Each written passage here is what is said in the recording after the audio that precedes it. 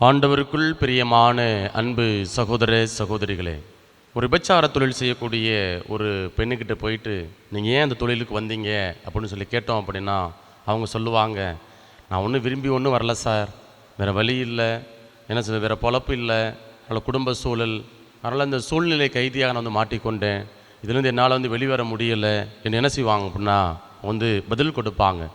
அதே போல் தான் இன்றைக்கு நம்ம எல்லாருமே எப்படி வாழ்ந்து கொண்டு இருக்கிறோம் அப்படின்னா ஒரு சூழ்நிலை கைதிகளாக நம்ம வாழ்ந்து கொண்டே இருக்கிறோம்.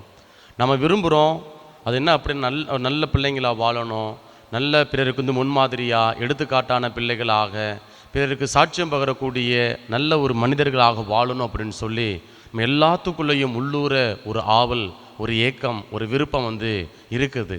ஆனால் என்ன செய்கிறோம் அப்படின்னா மாட்டிக்கிறோம். இந்த உலகத்தில் அவங்கள போல் வாழலாமா, இவங்கள போல் வாழலாமா, அவங்க வாழ்கிற வாழ்க்கை ரொம்ப அற்புதமாக இருக்குது அப்படின்னு சொல்லி என்ன பண்ணுறோம், நம்ம பிறரை பார்க்குறோம், பிறரை பார்த்து பார்த்து அவங்கள போல் வாழணும் அப்படின்னு சொல்லி நமக்குள்ள ஒரு தவறான ஒரு முடிவுகளை அல்லது நமக்குள்ள ஒரு தவறான ஆசைகளை வளர்த்து கொண்டு நம்ம வாழ்க்கையே நம்ம வாழ முடியாமல் அடுத்தவங்க வாழ்க்கையும் வாழ முடியாமங்க, அதே போல் அவங்களுடைய எதிர்பார்ப்பையும் நிறைவேற்ற முடியாமல் நம்முடைய எதிர்பார்ப்பை நிறைவேற்ற முடியாமல் அப்படியே தத்தளிக்கக்கூடிய ஒரு சூழலில் நம்ம எல்லாருமே இன்றைக்கு நம்ம வாழ்ந்து கொண்டே இருக்கிறோம்.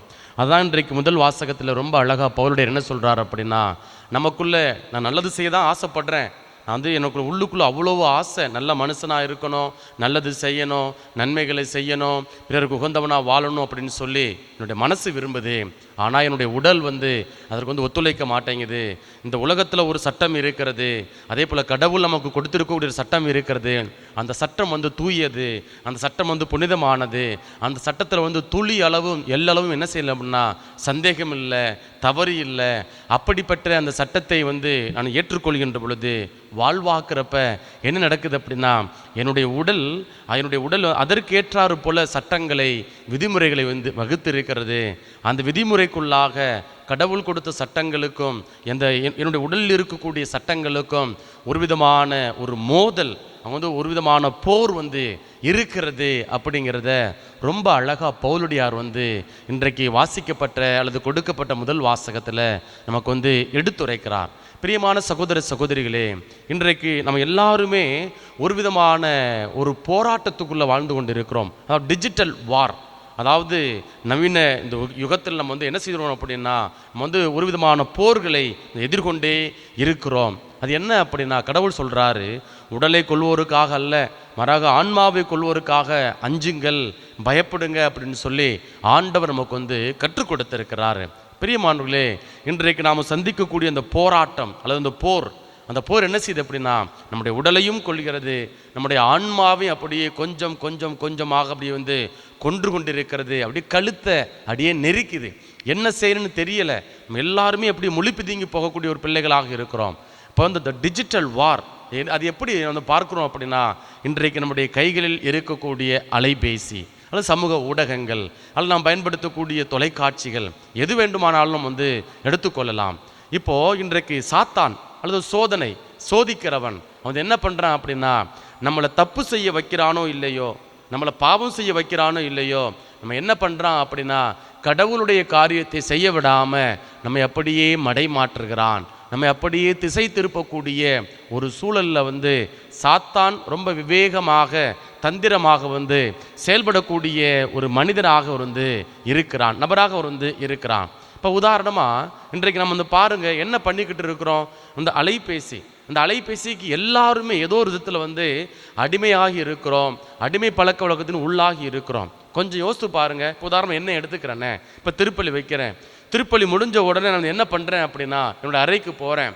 அறைக்கு போன உடனே நான் வேறு எதையும் பார்க்குறேனே இல்லையோ, புத்தகங்கள் வாசிக்கிறேனே இல்லையோ, அல்லது விவிலியம் வாசிக்கிறேனே இல்லையோ, என் கையும் முதல்ல அல்லது என்னுடைய மனசு எங்கே போகுது அப்படின்னா என்னுடைய அலைபேசி எங்கே இருக்கிறது, என்னுடைய அலைபேசியில் ஏதாவது ஃபோன் வந்திருக்குதா, அழைப்புகள் இருக்கிறதா, இல்லை யாராவது எனக்கு வாட்ஸ்அப்பில் மெசேஜ் பண்ணியிருக்கிறாங்களா என்று என்ன பண்ணுறோம் அப்படின்னா பார்க்கக்கூடிய ஒரு மனநிலை. அப்புறம் பார்க்குறோம் பாருங்கள் என்ன அப்படின்னா சும்மா கையில் தான் ஃபோன் இருக்கும் ஏன்னா, ஆனால் என்ன பண்ணுறோம் அப்படின்னா ஃபோனே வந்திருக்காது, ஆனால் ஃபோனை பார்த்துக்கிட்டே இருப்போம், கையை பார்த்துக்கிட்டே இருப்போம், அல்லது எடுத்து பார்த்துக்கிட்டே இருப்போம். இது ஒரு விதமான அடிமைத்தனம். நம்ம எல்லாருமே அடிமைத்தனத்துக்குள்ள வந்து போய்க்கொண்டே இருக்கிறோம். இதில் வந்து பாவம் செய்கிறோமா? ஒரு நிச்சயமாக நம்ம வந்து என்ன செய்ய மாட்டோம் அப்படின்னா பாவம் செய்வதில்லை. நம்ம வந்து எடுத்த உடனே வந்து பாவம் செய்வதில்லை. ஆனால் என்ன பண்ணுறோம் அப்படின்னா நாம் போக வேண்டிய இலக்கிலிருந்து நம்ம அப்படியே மடைமாற்றப்படுகிறோம், திசை திருப்பப்படுகிறோம். இப்போ உதாரணமாக பல நாட்கள் என்னுடைய வாழ்க்கையில் நடக்கக்கூடிய ஒரு சோதனை இல்லை வரக்கூடிய சோதனை, நான் காலையில் எந்திரிச்சு கோயிலுக்கு போகணும், 1 மணி நேரம் நற்கருணை ஆண்டவருடைய பிரசன்னத்தில் அமரணும், அப்படியே ஆண்டவருடைய அனுபவத்தை வந்து பெற்றுக்கொள்ள வேண்டும் என்று வந்து பல நாட்கள் வந்து முடிவெடுக்கக்கூடிய ஒரு நிலை. காலையில் எந்திரிச்ச உடனே நான் என்ன பண்ணுவேன் அப்படின்னா அந்த வாட்ஸ்அப் போவேன், அல்லது யூடியூப்பில் போயிட்டு ஷார்ட்ஸு பார்க்குறது, அல்லது தேவையில்லாத வீடியோக்கள் வந்து பார்க்கக்கூடிய, அதாவது வாழ்க்கைக்கு ஒவ்வாத தொடர்பில்லாத வந்து காணொலிகளை வந்து பார்க்கக்கூடிய ஒரு நிலை. அப்போ என்னுடைய நேரம் அப்படியே வந்து அப்படி என்ன செய்யப்படும்னா அப்படியே வேறு விதமாக வந்து செலவழிக்கப்படுகிறது. அப்போ நான் என்னுடைய இலக்கு என்ன? நான் வந்து ஜெபம் செய்ய போகணும். சரி, நான் கோயிலுக்கு போகிறேன், என்னுடைய அலைபேசி கோயிலுக்கு எடுத்துகிட்டு போகிறேன்னு வச்சுக்கோங்களேன். அப்போ நான் என்ன பண்ணுறேன் அப்படின்னா அலைபேசியை வந்து என்னுடைய பாக்கெட்டில் தான் வச்சுருக்கிறேன். இப்படி பாக்கெட்டில் வைக்கிறப்ப என்ன நடக்குது அப்படின்னா திடீர்னு எடுத்து பார்க்குறேன். ஒரு 10 நிமிஷத்துக்கு ஒரு வாட்டி அல்லது 20 நிமிஷத்துக்கு ஒரு வாட்டி என்ன பண்ணுறேன் அப்படின்னா எடுத்து பார்க்கக்கூடிய ஒரு நிலை. அப்போ ஏதாவது ஃபோன் வந்துருக்குதா? அப்போ பாருங்கள், இது ஒரு விதமான அடிமைத்தனம். அப்போது இது என்ன செய்யுது அப்படின்னா நான் பாவம் செய்யலை, நான் கடவுளோடு இருக்கணும்னு வந்து ஆசைப்படுறேன், எனக்கு ஒரு ஆசை இருக்கிறது. ஆனால் என்ன நடக்குது அப்படின்னா கடவுளோடு 1 மணி நேரம் என்னோட முழுமையாக வந்து செலவழிக்க முடியலை. அதனால் என்ன செய்கிறது, என்னுடைய அறையிலே நான் வந்து பல நேரங்களில் வந்து என்னுடைய ஃபோனை அலைபேசி வந்து வைத்து விட்டு ஜெப அறைக்கு அல்லது கோயிலுக்கு நான் வந்து போகிறது, ஜெபம் செய்யக்கூடிய ஒரு சூழல். அப்போது இப்படி தான் காலையில் எந்திரிச்ச உடனே அலைபேசி எங்கன்னு பார்க்குறோம், அதான் அலைபேசி வந்திருக்கிறதான்னு பார்க்குறோம், அல்லது ஷார்ட்ஸு பார்க்குறோம், வீடியோஸ் பார்க்குறோம், அல்லது வந்து தேவையில்லாத படங்கள், தேவையில்லாத காணொலிகள். இப்போ என்ன செய்கிறோம் அப்படின்னா பார்க்கக்கூடிய நம்மளுடைய நேரத்தை விரயம் செய்யக்கூடிய ஒரு சூழல். விவிலியம் வாசிக்கணும் அப்படின்னு சொல்லி அல்லது ஏதாவது தயாரிக்கணும் அப்படின்னு சொல்லி வந்து விவிலியத்தை எடுத்து வச்சு அல்லது வேறு ஏதாவது டாக்ஸு கேட்கலாம், கமெண்ட்ரிஸ் வாசிக்கலாம் அப்படின்னு போகிறப்ப தான் என்ன செய்யும் அப்படின்னா அங்கே அப்படியே கை அப்படியே ஸ்க்ரால் பண்ணிக்கிட்டே இருக்கும். அப்போது சோதிக்கிறவன் இந்த நவீன யுகத்தில் என்ன பண்ணுறான் அப்படின்னா நமக்குள்ளே ஒரு சோதனையை கொடுக்குறான். அந்த சோதனை என்ன அப்படின்னா நல்லது செய்ய ஆசைப்படுறோம், கோயிலுக்கு போகணும்னு ஆசைப்படுறோம், ஜெபம் செய்யணும்னு ஆசைப்படுறோம், ஜெபமாலை சொல்லணும்னு ஆசைப்படுறோம், இப்போ இறை வார்த்தை வாசிக்கணும்னு ஆசைப்படுறோம். ஆனால் பக்கத்தில் அல்லது கூடவே யாரை நம்ம வந்து கூட்டிக்கிட்டு போகிறோம் அப்படின்னா சாத்தானை நம்ம வந்து கூட்டிக் கொண்டே போகிறோம். இப்போ நம்முடைய கண்கள் அப்படியே அலைப்பாய்கிறது, நம்முடைய கண்கள் அப்படியே வந்து என்ன செய்யலை அப்படின்னா தன்னுடைய அபிஷேகத்தை வந்து இழந்து போகக்கூடிய ஒரு சூழல். இப்படிப்பட்ட இந்த வேளையில் இன்றைய முதல் வாசகத்தின் வழியாக பவுலடியாரும் சரி ஆண்டவரும் நமக்கு வந்து கொடுக்கக்கூடிய ஒரு உன்னதமான சிந்தனை என்ன அப்படின்னா நல்லது எது, கெட்டது எது, எது உன்னுடைய வாழ்க்கைக்கு உகந்தது, எது நம்முடைய வாழ்க்கைக்கு வந்து தேவையில்லாத காரியங்கள், அதையெல்லாம் அப்புறப்படுத்து. இது வாழ்நாள் முழுவதும் நம்முடைய வாழ்க்கையில் இது நடக்கக்கூடிய ஒரு விதமான போராட்டம். இந்த போரில் நீ வந்து தோற்று போயிடாத, உன்னுடைய கண்களை வந்து நீ வந்து என்ன செஞ்சணும் அப்படின்னா கட்டுப்பாட்டோட ஒழுங்கா, அதாவது ஒரு ஒழுக்கத்தோடு வச்சிரு அப்படின்னு இன்றைய நாளில் நம்ம ஆண்டவர் இயேசு கிறிஸ்து நமக்கு ரொம்ப அழகாக நமக்கு வந்து கற்றுக் கொடுக்கிறார். பிரியமானவர்களே, லூக்கா நற்செய்தியில் அதிகாரம் 11 இறை வார்த்தை 34 வந்து இப்படியாக வாசிக்கிறோம். உங்கள் கண் நலமாயிருந்தால் உங்கள் உடல் முழுவதும் ஒளி பெற்றிருக்கும், அது கெட்டுப்போனால் உங்கள் உடல் இருளாய் இருக்கும். இப்போ பாருங்க, உங்கள் கண் நலமாய் இருந்தால், ரொம்ப அழகா பவுல் சொல்றார் பாருங்க, உங்கள் கண் நலமாய் இருந்தால் உங்கள் உடல் முழுவதும் ஒளி பெற்றிருக்கும். சரிங்களா? அப்போ இந்த உலகத்தில் நிறைய காரியங்கள், நன்மையான காரியங்கள் இருக்கிறது. கடவுள் படைத்த அனைத்தும் நல்லதென்னு வந்து காண்கிறார். சரிங்களா? அப்போது நல்லதை பார்க்கிறப்ப, நல்லது செய்கிறப்ப, நல்ல காரியங்களை வந்து செய்கின்ற பொழுது, பின்பற்றுகின்ற பொழுது நம்முடைய வாழ்வும் வந்து எப்படி இருக்கும் அப்படின்னா ஒளிமயமானதாக இருக்கும் என்பதை நம்ம ஆண்டவர் இயேசு கிறிஸ்து ரொம்ப அழகா லூக்கா நற்செய்தி அதிகாரம் 11 இறை வார்த்தை 34 நமக்கு வந்து எடுத்துரைக்கிறார். அப்போ இன்றைக்கு இந்த உடல் ஒரு விதமான போராட்டத்தை அனுபவிக்குது இல்லையா? உடல் அதற்கென்று ஒரு சட்டத்தை வச்சிருக்குது. என்ன சட்டம்? காலைல 5 மணிக்கு எந்திரிக்கணும் வந்து ஆசைப்படுறோம், அலாரம் வச்சிருக்கிறோம். இது மனசு சொல்லுது, முடிவு எடுக்கிறோம். இப்போ உடல் சொல்லுது, மழை பெய்யுதுப்பா, கொஞ்சம் அப்படியே நல்லா போர்வையை இழுத்து மூடிக்கிட்டு தூங்குப்பா, கொஞ்சம் ஒரு 10 நிமிஷம் தூங்குப்பா, ஒரு 5 நிமிஷம் தூங்குப்பா. அப்படி என்ன பண்ணுது அப்படின்னா உடல் நமக்கு ஒரு சட்டத்தை வந்து கொடுக்குது. சரிங்களா? அப்போ அந்த சட்டத்தை என்ன பண்ணுறோம் அப்படின்னா, சரி ஒரு 5 நிமிஷம் தானே, அப்போ நம்ம தான் வந்து அலாரம் சுனூஸில் போட்டிருக்கோம் இல்லையா, இன்னொரு 5 நிமிஷம் கழிச்சு அலாரம் அடிக்கும் இல்லையா, சரி ஒரு 5:05க்கு எந்திரிச்சிக்கலாம், நம்ம வந்து 6 மணிக்கு வந்து கோயிலுக்கு போயிடலாம் அவர் என்ன பண்ணுறோம் அப்படின்னா தீர்மானிக்கிறோம். அடுத்த 5:05க்கு வந்து அலாரம் அடிக்கிறது. இப்போது நாம் என்ன பண்ணுறோம் அப்படின்னா இன்னொரு 5 நிமிஷம், இது நம்ம வந்து மனசு சொல்லுது எந்தடரா, உடல் சொல்லுது இன்னொரு 5 நிமிஷம், இன்னொரு 5 நிமிஷம். அப்போது நம்முடைய எண்ணத்தை வந்து அப்படியே திசை மாற்றக்கூடிய ஒரு நிலை. அப்போ கண்கள் என்ன பண்ணுது அப்படின்னா முதல்ல பார்க்குது, தேவையில்லாத காரியங்களை பார்க்குது. எத்தனையோ நல்ல காரியங்கள் இருக்குது அந்த சமூக வலைதளங்களில், ஊடகங்களில், நம்முடைய யூடியூப்பில், அல்லது வாட்ஸ்அப்பில், அல்லது வந்து தொலைக்காட்சியில் நிறைய நன்மையான காரியங்கள் இருக்கிறது. நம்முடைய கண் அதெல்லாம் தேட மாட்டேங்குது. அப்போ என்ன பண்ணுறோம் அப்படின்னா தேவையில்லாத காரியங்கள், நேரத்தை விரயம் செய்யக்கூடிய அந்த ஷார்ட்ஸு, ரீல்ஸு, அல்லது தேவையில்லாத காரியங்கள் வந்து பிராங்க் வீடியோஸு, இதெல்லாம் பார்த்து சிரிக்கிறோம். நமக்குள்ள நம்ம சிரிக்கிறோம். சிரிச்சுக்கிட்டு என்ன பண்ணுறோம் அப்படின்னா செய்ய வேண்டிய காரியத்தை, போக வேண்டிய இலக்கில் நம்ம வந்து அடையாமல் இருக்கிறோம். அப்போ முதல்ல நம்ம கட்டுப்படுத்த வேண்டியது என்ன அப்படின்னா நம்முடைய பார்வைகளை நாம் வந்து கட்டுப்படுத்த வேண்டும். கண் நலமாயிருந்தால் உடல் ஒளி பெற்று இருக்கும், நலமாயிருக்கும். அப்போ அந்த உடல் வந்து அது ஒரு விதமான சட்டங்களை கொண்டிருக்குது இல்லையா. காலைல 5 மணிக்கு எந்திரிக்கிறேன், 5 மணிக்கு எந்திரிக்காத அப்படி ஒரு சட்டத்தை போடுது இல்லையா. அப்படி போடுவதுக்கு என்ன காரணம் அப்படின்னா வந்து நம்முடைய கண்கள் வந்து தவறானவற்றை, தகாத பழக்க வழக்கங்களை வந்து பின்பற்றக்கூடிய ஒன்றாக இருக்கிறது. அப்போ நம்ம என்ன பண்ணணும் அப்படின்னா நம்முடைய கண்கள் திசை திருப்பப்படாதபடி அல்லது வேறு எந்த காரியங்களுக்கும், தகாத காரியங்களுக்கும் வந்து கவனத்தை வந்து செலுத்தாதபடி நாம் வந்து நம்முடைய பார்வைகளை கடவுள் பக்கம் நம்ம வந்து வைக்க வேண்டும். நல்லவற்றில் நம்முடைய கண்கள் நம்ம வந்து பதிய வைக்க வேண்டும். ஒரு சின்ன உதாரணம் விவிலியத்திலிருந்து மேற்கோள் காட்டலாம். நெகேமியா புத்தகம் அதிகாரம் 6. நெகேமியா புத்தகம் வாழ்க்கை வரலாற்றை நம்ம நிச்சயமாக படிக்கணும். அதனை வந்து நிச்சயமாக அது வந்து நீங்கள் படிக்கின்ற பொழுது அந்த ஒரு மனிதன் எப்படி இடிந்து போன மதில் சுவர்களை, அந்த ஆலயத்தினுடைய கதவுகளை எல்லாம் வந்து பழுது பார்க்க போகின்ற பொழுது அவனுக்கு வந்து பல பேர் வந்து கொடைச்சலை கொடுக்குறாங்க. சரிங்களா. ஒரு பான பணிவிடைக்காரராக வந்து நெகேமியா இருக்கிறாரு. நெகேமியா இருக்கிறப்ப அவன் அரசனிடம் இருந்து என்ன பண்ணுறான் அப்படின்னா அரசாணை பெற்று தன்னுடைய எருசலேம் மதில் சுருள் இடிந்து போய் கிடக்கிறது. அங்கே வந்து எல்லாம் எரிஞ்சு அப்படியே நாசமாய் போய் கிடக்குது. அங்கே இருக்கக்கூடிய மக்கள் வந்து சந்தோஷமாக இல்லை. அப்போ நினச்சிட்டு என்ன வருத்தத்தோடு வந்து போகின்ற பொழுது மன்னன்ட்ட பேசி மன்னனிடம் அரசாணை பெற்று அவன் போகின்ற பொழுது பல மனிதர்கள் என்ன பண்ணுறாங்க அப்படின்னா சிற்றரசர்கள், அரசர்கள், அவங்களாம் என்ன பண்ணுறாங்க அப்படின்னா நெகேமியாவுக்கு வந்து கொடைச்சல் கொடுக்குறாங்க. அப்போ நெகேமியா ரொம்ப அழகாக சொல்கிறார் பாருங்க. நெகேமியா புத்தகம் அதிகாரம் 6 இறை வார்த்தை 3 வந்து இப்படியாக நம்ம வந்து வாசிக்கிறோம். அங்கே வந்து என்ன பண்ணுறாங்க அப்படின்னா சன்பாலாற்று, தோபியா, கெசேம், அரேபியர் மற்றும் எங்கள் எதிரிகள் அறிய வந்தனர். அப்பொழுது சன்பலாற்று, தோபியா, கெசேம் ஆகியோர் என்னிடம் தூதனுப்பி நீர் புறப்பட்டு வாரும், ஓனோ சமவெளியில் உள்ள ஊர் ஒன்றில் சந்திப்போம் என்றனர். ஆனால் அவர்கள் எனக்கு தீங்கிழைக்கவே என்னை இருந்தனர். அப்பொழுது நான் அவர்களிடம் தூதனுப்பி முக்கியமான அலுவலில் நான் ஈடுபட்டுள்ளேன், எனவே நான் அங்கு செல்ல இயலாத நிலையில் உள்ளேன். நான் இந்த வேலையை விட்டுவிட்டு உங்களிடம் வந்தால் இது முடங்கிவிடும் அன்றோ என்றேன் என்று சொல்லி என்ன பண்ணுறாரு அப்படின்னா அவரை வந்து அழிப்பதற்காக திட்டமிடக்கூடிய அந்த வேளையில் அவர் கடவுள் அவருக்கு வந்து வெளிப்படுத்துகிறார். கடவுளுடைய காரியத்தில் அவங்க வந்து அக்கறை உள்ள மனிதனாக வந்து நெகேமியா இருக்கிறார்.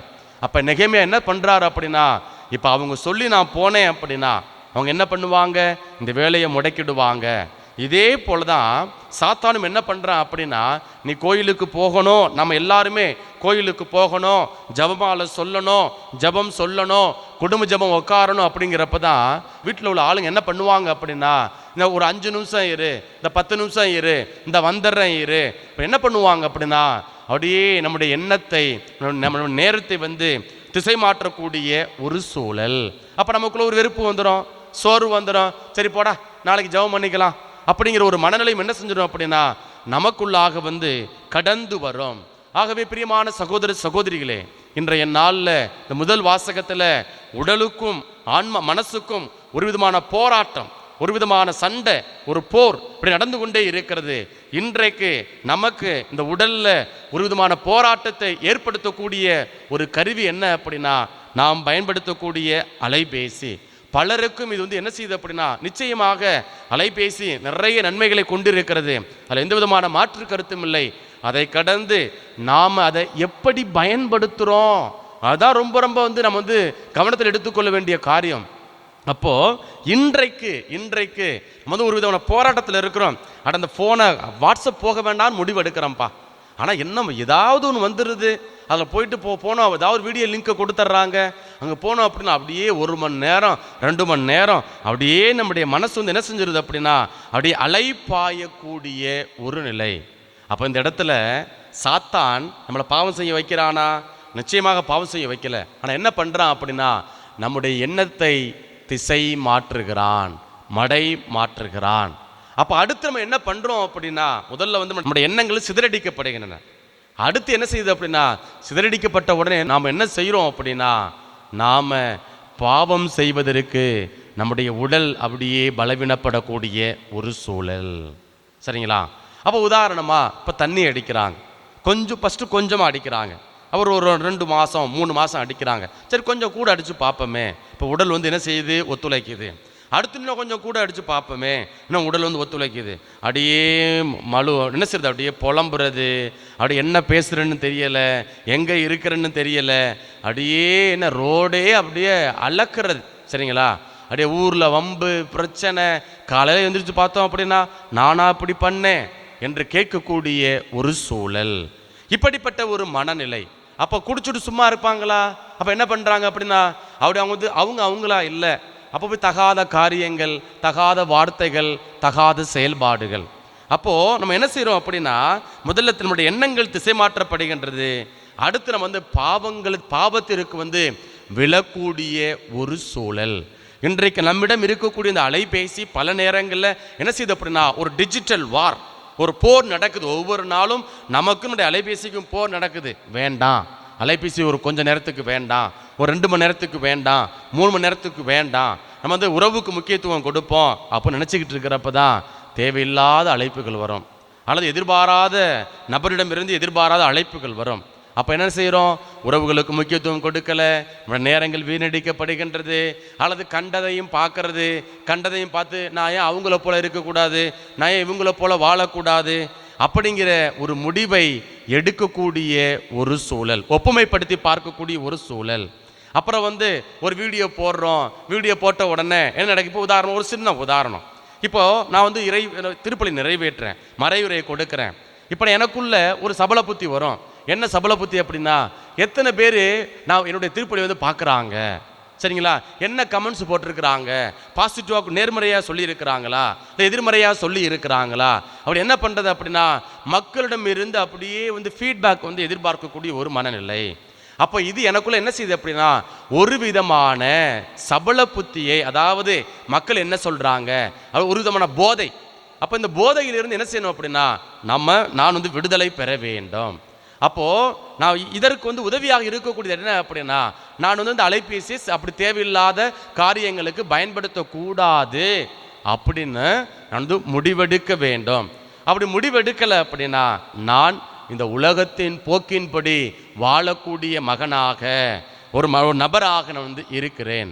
அப்போ பிரியமானவர்களே, இன்றைக்கு பவுலுடையார் சொல்லுவது போல நான் நல்லது தான்ப்பா செய்ய விரும்புகிறேன் ஆனால் முடியலப்பா, இன்றைக்கு நான் நல்லது தான் பார்க்க விரும்புகிறேன்ப்பா ஆனால் முடியலப்பா, வந்து தேவையில்லாதப்பா இதை பண்ண காரியங்களை செய்கிறேன்ப்பா.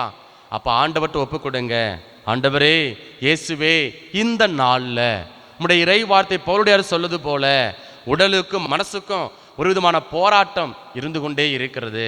இந்த போராட்டத்தில் நான் விடுதலை பெறணும் ஆண்டவரே, அதற்கு எனக்கு தேவையான வல்லமையை ஆற்றலை தாங்க ஆண்டவரே அப்படின்னு சொல்லி நம்ம என்ன செய்யணும் அப்படின்னா இந்த இன்றைய நாளில் நம்ம இந்த நற்கருணை இந்த கொண்டாட்டத்தில் வந்து ஆண்டவர்கிட்ட நாம் வந்து பேசணும். பிரியமானவர்களே, பவுலுடையார் கொரிந்தியருக்கு எழுதிய முதல் புத்தகம் அதிகாரம் 6 இறை வார்த்தை 12 வந்து இப்படியாக சொல்றார். எல்லாவற்றையும் செய்ய எனக்கு உரிமை உண்டு, ஆனால் எல்லாம் நன்மை தரக்கூடியவை அல்ல. எல்லாவற்றையும் செய்ய எனக்கு உரிமை உண்டு, ஆனால் எதற்கும் நான் அடிமையாகி விடமாட்டேன். பாருங்களா, இந்த உலகத்தில் நம்ம வாழக்கூடிய சமூகத்தில் நம்ம வந்து நம்மளோட மனசு சொல்கிறத, நம்ம கண்ணு பார்க்குறத எல்லாவற்றையும் செய்ய நமக்கு உரிமை உண்டு. அந்த சுதந்திரத்தை கடவுள் நமக்கு கொடுத்திருக்கிறாரு, அதில் எந்த விதமான மாற்று கருத்தும் இல்லை. ஆனால் அடுத்து வரக்கூடியது என்ன அப்படின்னா எல்லாம் நன்மை தரக்கூடியவை அல்ல. அப்போ நான் செய்யக்கூடிய காரியம், நான் பார்க்கக்கூடிய காரியம், நான் பேசக்கூடிய மனிதர்கள், நான் போகக்கூடிய வேலைகள், நான் சந்திக்கக்கூடிய நபர்கள், சரிங்களா, இது எல்லாமே நான் எல்லாத்திட்டும் பேச எனக்கு உரிமை இருக்கிறது, எல்லாவற்றையும் செய்ய எனக்கு வந்து உரிமை இருக்கிறது, குடிக்க உரிமை இருக்கிறது, தகாத வாழ்க்கை வாழ எனக்கு வந்து உரிமை இருக்கிறது. ஆனால் அது எனக்கு நன்மை பயக்கிறதா?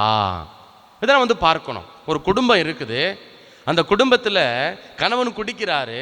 அவர் குடிக்கிறதுனா அவர் மட்டும் சந்தோஷமா இருக்கிறாரா? நிச்சயமா இல்லை. அவர் ஒருவேளை 2 மணி நேரம் 3 மணி நேரம், அதிகபட்சம் ஒரு 5 மணி நேரம். சமீபத்தில் ஒரு ஆள் குடிச்ச நபர்கிட்ட, குடிக்க அடிமையாக இருக்கக்கூடிய நபர்கிட்ட நான் வந்து கேட்குறேன், ஏங்க எவ்வளோ நேரம் இந்த போதையிலே நீங்கள் இருப்பீங்க?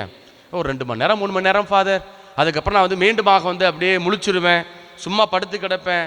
ஆனால் என்னென்னமோ வரும் ஃபாதர்.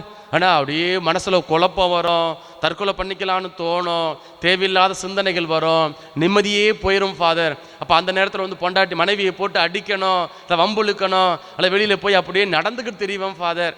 ஒரு நபர் வந்து குடிக்க அடிமையாக இருந்த ஒரு நபர் என்ன சொல்கிறார் அப்படின்னா, அவரோட வந்து அவர்கிட்ட கேள்வி கேட்ட பொழுது இப்படியே வந்து பகிர்ந்து கொள்கிறார். அவள் பிரியமானவர்களே, ஒரு கணவர் வந்து என்ன பண்ணுறாரு, குடும்பத்தில் குடிக்கிறாரு, அவரும் நிம்மதியாக இல்லை. அவரோடு கூட இருக்கக்கூடிய குடும்பத்தினர், மனைவி, பிள்ளைகள், அக்கம் பக்கத்தினர் யாருமே வந்து என்ன செய்யலை அப்படின்னா நிம்மதியாக வந்து அவர் வந்து இல்லை. அப்போது எல்லாவற்றையும் செய்ய எனக்கு உரிமை உண்டு, ஆனால் எல்லாம் நன்மை பயக்கக்கூடியவை அல்ல. அடுத்து சொல்றார் பாருங்க, எல்லாவற்றையும் செய்ய எனக்கு உரிமை உண்டு, ஆனால் எதற்கும் நான் அடிமையாகி விட மாட்டேன். இன்றைக்கு அலைபேசியை வச்சுக்கொண்டு நான் அடிமை இல்லைன்னு சொல்கிறோம் அப்படின்னா நம்மளை விட மிகப்பெரிய பொய்யர்கள் யாருமே இருக்க முடியாது, சரிங்களா? இன்றைக்கு பெரும்பாலானவர்கள் நம்ம எல்லாருமே என்ன பண்ணுறோம் அப்படின்னா அலைபேசிக்கு அடிமையானவர்களாக, அதை அப்படியே எப்போ பார்த்தாலும் கையிலே இருக்கணும், புல்ல மாதிரி அப்படியே சுமந்துக்கிட்டு போகக்கூடிய ஒரு நிலை.